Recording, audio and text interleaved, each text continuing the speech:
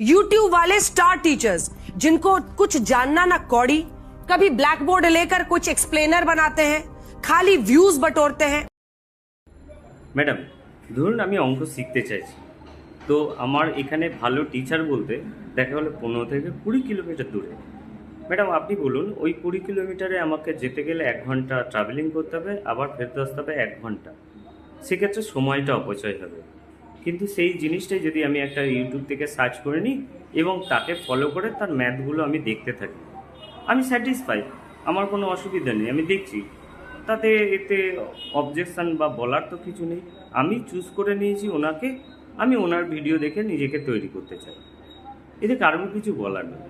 দ্বিতীয় ব্যাপার, ম্যাডাম আপনার হয়তো অনেক টাকা আছে, আমার টাকা নেই, বা আমার মতো অনেকের আছে যাদের টাকা নেই, তারা 2-2.5 টাকা ফিস দিয়ে টিউশন করতে পারবেন।